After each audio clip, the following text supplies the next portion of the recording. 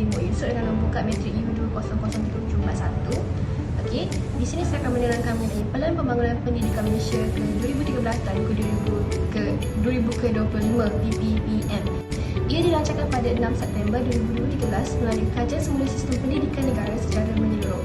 Tujuannya adalah untuk mencapai standard pendidikan antarabangsa. Objektif PPPM adalah untuk memahami prestasi dan cabaran semasa sistem pendidikan Malaysia dan dengan fokus kepada akses, kualiti, jurang pencapaian, ekuiti, pengukuhan perpaduan murid, menambah baik kecekapan sistem pendidikan. Seterusnya, ia berperanan untuk mewujudkan visi dan aspirasi jelas kepada murid dan sistem pendidikan secara menyeluruh sepanjang tempoh 13 tahun.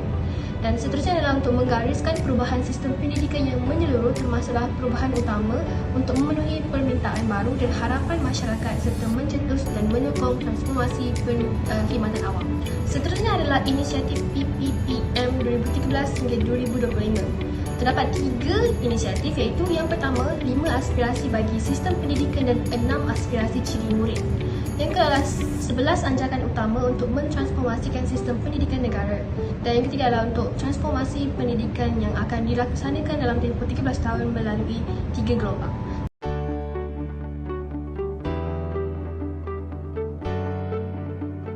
Baiklah, intipati pertama yang dibincangkan dalam Pelan Pembangunan Pendidikan Malaysia ialah aspirasi sistem pendidikan dan murid Malaysia. Terdapat 5 aspirasi sistem pendidikan. Pertama, akses, kesamarataan pendidikan bagi mencapai potensi masing-masing. Kedua, kualiti iaitu memberi pendidikan setanding antarabangsa. Ketiga, equity iaitu menyediakan pendidikan terbaik tanpa mengira kedudukan geografi, gender atau latar belakang sosioekonomi. Keempat, perpaduan menjana sistem pendidikan yang memberi peluang murid membentuk dan memperkukuhkan lagi asas perpaduan rakyat Malaysia. Dan yang terakhir adalah kecekapan iaitu memaksimumkan keberhasilan murid mengikut tahap peruntukan semasa. 6 aspirasi murid juga telah diketengahkan iaitu pertama, pengetahuan dengan mengembangkan pengetahuan dalam bidang yang diminati. Kedua, kemahiran berfikir iaitu menerapkan perasaan ingin tahu dan mengamalkan pembelajaran sepanjang hayat supaya mereka mampu menghubungkan pelbagai disiplin ilmu dan mencipta ilmu yang baharu. Ketiga pula, kemahiran memimpin iaitu membantu setiap murid mencapai potensi sepenuhnya dengan mewujudkan peluang yang formal dan tidak formal untuk bekerja dalam pasukan dan mengamalkan ciri-ciri kepimpinan. Terdapat juga aspirasi murid yang lain iaitu kemahiran berbahasa, etika dan kerohanian serta identiti nasional. Ini adalah 11 anjakan untuk mentransformasikan sistem pendidikan negara. Ia bertujuan untuk mencapai matlamat, naik taraf dan mentransformasikan sistem pendidikan negara dalam tempoh 13 tahun. 11 anjakan ini dirancang untuk memenuhi falsafah pendidikan kebangsaan iaitu menyeluruh dari segi emosi, intelek, rohani dan jasmani. Anjakan ini dirancang untuk memberi impak kepada keberhasilan sistem seperti akses, equity, kualiti, perpaduan dan keberkesanan.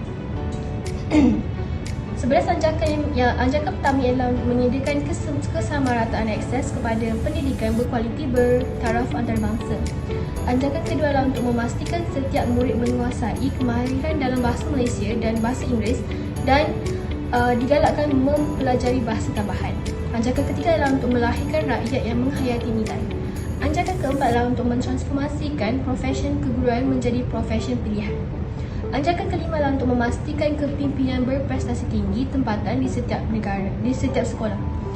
Anjakan keenam adalah untuk mengupayakan JPN, PPD dan sekolah untuk menyediakan penyelesaian khusus berasaskan keperluan. Anjakan ketujuh adalah untuk memanfaatkan ICT bagi meningkatkan kualiti pembelajaran di Malaysia. Anjakan ke-8 adalah untuk mentransformasikan kebolehan dan keupayaan penyampaian kementerian. Anjakan ke-9 adalah untuk bekerjasama dengan ibu bapa, komuniti dan sektor swasta secara meluas. Anjakan ke-10 adalah untuk memaksimumkan keberhasilan murid bagi setiap ringgit. Anjakan ke-11 adalah untuk meningkatkan ketelusan untuk kebertanggungjawaban awam secara langsung.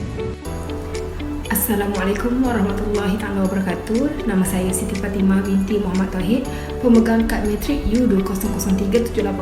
Pada kali ini akan menyambung pembentangan kumpulan kami.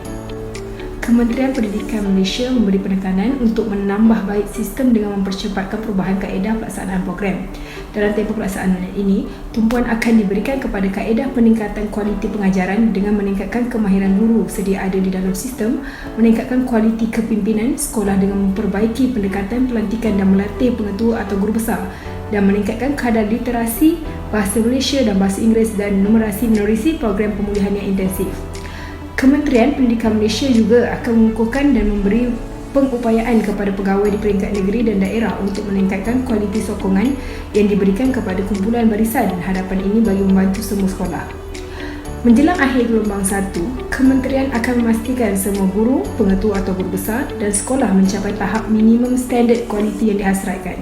Yang pertama, meningkatkan standard pengajaran melalui bimbingan guru secara khusus terutamanya dalam mata pelajaran terasa bahasa Malaysia, bahasa Inggeris, matematik, sains. Kedua, mereka bentuk semula soalan peperiksaan supaya lebih menjurus kepada soalan kemahiran berfikir aras tinggi. Yang ketiga, mengukuhkan kualiti pendidikan STEM melalui pengukuhan kurikulum, pengujian dan latihan guru dan penggunaan model pembelajaran pelbagai mod iaitu blended learning. Yang keempat, melaksanakan kurikulum standard sekolah rendah KSSR bahasa Malaysia SJK yang direka bentuk untuk murid yang bahasa ibundanya bukan bahasa Malaysia. Yang kelima, mengukuhkan penguasaan kemahiran berbahasa Inggeris melalui pengujian dan latihan semula guru, memperluas Linux dan menyediakan sokongan pemulihan serta model pembelajaran pelbagai mod. Yang keenam, melaksanakan satu bestarinet ke semua sekolah untuk mengintegrasi ICT dalam pembelajaran harian. Yang terakhir, melaksanakan program transformasi daerah dengan tumpuan kepada sekolah berprestasi rendah termasuk murid berkeperluan khusus untuk memacu sekolah. Dalam tempoh gelombang 2, KPM akan melaksanakan perubahan struktur sistem pendidikan negara untuk mempercepatkan perjalanan perubahan rancangan untuk semua inisiatif akan bermula semasa gelombang 1. Perancangan ini melibatkan pergerakan kesemua 410,000 guru dan 10,000 pengetua atau guru besar dan kepada pakej kerjaya baru. Penstrukturan semula kementerian, JPN dan PPD untuk menjajarkan dengan peranan yang direncanakan menerusi gelombang 1 dan memperkenalkan kurikulum standard sekolah menengah dan kurikulum standard sekolah rendah yang disemak semula dalam usaha menangani kebimbangan mengenai pengetahuan, kemahiran dan nilai untuk maju sesuai dengan perkembangan ekonomi dunia hari ini. Yang pertama, melaksanakan kurikulum standard sekolah menengah dan kurikulum standard sekolah rendah semakan semula bagi meningkatkan standard kandungan dan pembelajaran standing dengan standard antarabangsa. Kedua, menarik minat dan kesedaran masyarakat dalam STEM melalui kempen dan kerjasama. Ketiga, merintis pilihan program untuk meningkatkan pendedahan kepada bahasa Inggeris dan mengukuhkan penyediaan bahasa tambahan dalam usaha menambah baik penguasaan kemahiran bahasa secara menyeluruh. Keempat, mengukuhkan program untuk kumpulan berkeperluan khusus seperti kumpulan peribumi dan kumpulan minoriti lain, pintar, cerdas dan berkeperluan khas. Kelima, memacu inovasi ICT khususnya untuk pembelajaran jarak jauh dan pembelajaran ke arah kendiri dan sebagainya. Pada permulaan gelombang 3, semua sekolah, guru dan pengetua atau guru besar perlu menunjukkan prestasi melebihi standard minimum. Oleh itu, KPM akan memberikan tumpuan kepada meningkatkan kelulusan operasi untuk memupuk budaya kepimpinan rakan setugas bagi pembangunan kecemerlangan profesional. Kementerian juga akan menganjakkan kebanyakan sekolah kepada model pengurusan berasaskan sekolah dan membangunkan model kejayaan sekolah berdasarkan inovasi dalam pengajaran. Matlamat kementerian adalah untuk membangunkan sistem pengekalan kemajuan kendiri yang mampu mencetuskan inovasi dan meningkatkan pencapaian yang lebih tinggi. Yang pertama, meningkatkan inovasi dan pilihan bagi meningkatkan kepenguasaan kemahiran dalam bahasa Malaysia dan bahasa Inggeris secara berterusan dan menyediakan lebih banyak pilihan untuk mempelajari bahasa tambahan. Yang kedua, melaksanakan program dan inovasi ICT bagi kumpulan berkeperluan khusus di seluruh negara untuk meningkatkan standard pembelajaran secara berterusan. Ketiga, memupuk budaya kecemerlangan profesional keteladanan rakan setugas iaitu guru dan pemimpin sekolah saling membimbing, berkongsi amalan terbaik dan memastikan rakan setugas mempunyai kebertanggungjawaban memenuhi standard profesional. Yang keempat, mempertingkatkan pengurusan berasaskan sekolah dan autonomi dari segi pelaksanaan kurikulum dan pengurusan kewangan bagi kebanyakan sekolah yang layak sekiranya tidak kepada semua sekolah. Kelima, memperkasa kementerian dan menginstitusikan transformasi melalui pengukuhan kemajuan kerjaya pegawai kementerian. Yang keenam, mengkaji semula penseterusan sekolah untuk menentukan sekiranya wujud keperluan untuk mengoptimalkan laluan dan pilihan persekolahan dan sebagainya. Saya serahkan pembentalan ini kepada rakan dan seterusnya. PPPM banyak memberikan sumbangan dalam perubahan dan pemodenan negara melalui pelbagai program dan dasar. Bagi menjayakan 5 aspirasi sistem pendidikan, antara program yang dilaksanakan oleh kerajaan ialah pertama, sekolah dalam hospital. Ini bagi mengatasi keciciran pembelajaran dalam kalangan orang sakit, orang kurang upaya dan masalah pembelajaran. Seterusnya, program pendidikan inklusif PPI pula digunakan bagi memberi peluang kepada murid berkeperluan khas memperoleh pendidikan. Transformasi pendidikan orang asli juga dilaksanakan bagi meningkatkan kesedaran pentingnya pendidikan dalam kalangan orang asli. Selain itu, terdapat juga program pendidikan sepanjang hayat bagi guru-guru dan persatuan ibu bapa dan guru untuk menjalinkan hubungan baik antara ibu bapa dan guru. Dalam aspirasi sistem murid pula, antara program yang dilaksanakan kerajaan ialah pembelajaran abad ke-21 PAK21, kemahiran berfikir aras tinggi KBAT, sains teknologi kejuruteraan dan matematik STEM dan pendidikan teknikal dan latihan vocational TVET. Baiklah, seterusnya pada bahagian kedua, 11 anjakan untuk mentransformasikan sistem pendidikan negara. Anjakan satu adalah untuk menyediakan keselamatan akses kepada pendidikan berkualiti bertaraf antarabangsa. Ia bertujuan untuk membantu daripada aspek transformasi kaedah pendidikan melalui sistem pembelajaran abad ke-21 iaitu PAK21. PAK21 adalah untuk ubah kaedah pasif kepada lebih kreatif melalui pelaksanaan KBAT. Seterusnya bagi anjakan kedua untuk memastikan setiap murid menguasai kemahiran bahasa Melayu dan bahasa Inggeris dan digalakkan mempelajari bahasa tambahan. Insentifnya adalah untuk memastikan pelajar dapat menguasai 3 kemahiran khusus iaitu membaca, menulis dan mengira. Seterusnya adalah anjakan ketiga melahirkan rakyat yang menghayati nilai. Ia adalah untuk memastikan murid dilengkapi dengan nilai dan sahsiah yang murni mula dari prasekolah sehingga tamat persekolahan. Program seperti program pembangunan sahaja diri murid iaitu PPSDMM ialah untuk menangani murid dengan salah laku berat.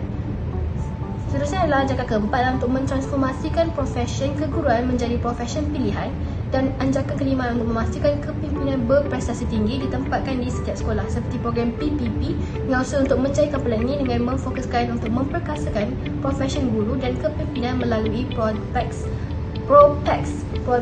program kepimpinan pertengahan, bimbingan international pentaksiran bilik darjah dan latihan KSSM, KSSR kepada guru pendidikan Islam. Seterusnya adalah bagi anjakan ketujuh untuk memanfaatkan ICT bagi meningkatkan kualiti pembelajaran di Malaysia. Pelancaran pelan transformasi ICT pada 2019 ubah KPM menjadi kementerian yang menyerajui penggunaan ICT dan setiap peringkat melalui 3 komponen utama iaitu aplikasi, infrastruktur dan model operasi ICT. Seterusnya bagi anjakan ke-10 adalah untuk memaksimalkan keberhasilan murid bagi setiap ringgit. Inisiatif pembiayaan saksama bagi bantuan persekolahan KPM untuk kaji semula karfah pengagihan bantuan persekolahan KPM melalui pengurusan kewangan yang lebih strategik dan efisien bagi meningkatkan keberhasilan murid. Seterusnya yang terakhir adalah anjakan ke-11, meningkatkan ketelusan untuk kebertanggungjawaban awam iaitu dengan menerbitkan laporan tahunan PPPM setiap tahun dan melaporkan pencapaian inisiatif yang dirangka dan kemajuan sebenar transformasi pendidikan setiap tahun. Seterusnya saya berikan kepada Fatimah. Langkah untuk melahirkan guru yang berkualiti bagi menjaga masa depan dalam pendidikan dijalankan seperti terdapat dalam Rancangan Malaysia ke-10. Melalui cara meningkatkan daya tarikan keguruan dan menghasilkan guru terbaik, guru dan pengetua diberikan kursus sebelum memulakan pembelajaran di bilik darjah. Guru yang dilantik, ditapis dan dipilih melalui kelayakan dan kemahiran, iaitu melalui penumbuhan opsi mata perguruan IPG untuk lahirkan tenaga pengajar yang berkualiti. Kualiti ditentukan melalui prestasi semasa belajar. Pengalaman dalam sistem sekolah menunjukkan prestasi pelajar akan hanya boleh ditingkatkan dengan meningkatkan keberkesanan pengajaran dan pembelajaran bilik darjah. Kerajaan akan ambil pendekatan yang sistematik untuk meningkatkan kualiti guru dengan menambah baik kualiti dan profesionalisme guru sedia ada. Setiap tahun, KPM menerima 125,000 permohonan kemasukan ke program latihan IPG. Hanya 20,000 berjaya ditempatkan di sekolah daripada permohonan tersebut. Hanya 7% mendapat 7A ke atas dalam SPM dan bagi kursus perguruan lepasan ijazah, hanya 3% pemohon mempunyai CGPA 3.5 ke atas. Ini menunjukkan profesi keguruan bukan pilihan calon pelajar cemerlang. Gelombang kedua memfokuskan pengenalan kurikulum sekolah menengah dan sekolah rendah. Sebagai garis panduan dan penentu sempadan ilmu, kurikulum perlu sentiasa relevan dengan keperluan dan kehendak semasa. Oleh itu, ia perlu sentiasa diubah suai mengikut keperluan murid dan trend pengetahuan semasa. Tujuannya untuk melahirkan insan seimbang dari segi intelek, jasmani, rohani dan emosi serta keterampilan dan mampu berfikir secara kritis dan kreatif. Juga menggabungkan unsur nilai moral dan agama dengan menitik berat aspek kepimpinan melalui kurikulum untuk menguatkan hubungan sosial antara masyarakat dan hapuskan sikap prejudis. KSSR. Ia direka melalui penambahbaikan KBSR melalui 6 bidang utama iaitu komunikasi, kerohanian, sikap dan nilai, kemanusiaan, perkembangan fizikal dan estetika, sains dan teknologi dan tunjang keterampilan diri. Melalui KSSR, cara pengajaran berubah mengikut model dan bukan buku teks. Guru mengaplikasikan idea-idea dalam bentuk pengajaran di dalam kelas dan murid digalakkan memberikan idea dan pendapat semasa pembelajaran. Prasarana dan peruntukan ICT seperti makmal komputer diadakan kerana permintaan prasarana meningkat melalui peningkatan subjek yang ditambah baik. Gelombang ketiga pula menumpukan sistem tadbir urus kendiri yang mampu membuat pembaharuan dan membawa pencapaian ke tahap lebih tinggi. Wujud sistem dikenali sebagai MySG. MySG ialah garis panduan pengurusan sekolah komprehensif dan sistematik bertujuan mengatasi isu kekaburan peranan guru dan anggota pelaksana serta menyeragamkan pengurusan sekolah berdasarkan program dan aktiviti daripada bahagian KPM. Tujuannya adalah untuk mengurangkan kekaburan dalam pelaksanaan tugas dan seterusnya dapat meningkatkan prestasi penyampaian pendidikan untuk pastikan guru menjalankan tugas berasaskan peraturan dan perkeliling. Penyediaan senarai tugas guru merupakan salah satu rangka jangka panjang PPPM. MySG menggariskan waktu bekerja penjawat awam di negara ini dalam seminggu adalah 45 jam seperti ditetapkan GPA dan selaras ketetapan pertubuhan buruh antarabangsa. Baik, saya serahkan pembentangan kepada rakan yang seterusnya. Terima kasih. Baiklah, secara kesimpulannya, berdasarkan Pelan Pembangunan Pendidikan Malaysia 2013 hingga 2025, kejayaan masa depan negara bergantung kepada perkembangan sosio-budaya yang sihat dan pembangunan ekonomi yang mampan. Dengan kedua faktor ini bergantung kepada keupayaan menambah baik keberhasilan sistem pendidikan negara dengan cepat dan berkesan. Inovasi dan perubahan yang berlaku dalam bidang pendidikan mempunyai matlamat untuk menghasilkan modal insan yang kreatif dan inovatif. Bagi warga pendidik, mereka perlu memahami peranan mereka dan bersedia dalam menghadapi perubahan ini. Hal ini disebabkan inovasi dan perubahan akan memberikan aplikasi dan implikasi dalam setiap aspek program pendidikan yang dilaksanakan. Perubahan ini juga akan meningkatkan kualiti modal insan guru yang dihasilkan. Sebagai panduannya, PPM diharapkan mampu mengawal hala tuju perubahan yang berlaku. Sebagai sebuah masyarakat, kita mahu perubahan ke arah penambahbaikan terus berjalan. Tetapi kita perlu memahami yang satu perubahan sistem sebesar ini memerlukan masa yang panjang dan perancangan yang teliti bagi memastikan PPPM dapat dilaksanakan dengan cayanya. Apa yang diperlukan dari kita adalah sokongan dan sumbangan idea dalam membantu memastikan generasi masa depan Malaysia bukan sekadar mampu bersaing, malah tidak segan untuk menjadi percikan api yang memulakan sesuatu yang baru. Bagi mencapai matlamat dan usaha murni ini, masyarakat perlu bersatu dan menyokong setiap aktiviti dan program pendidikan bagi menambah baik sistem pendidikan di Malaysia.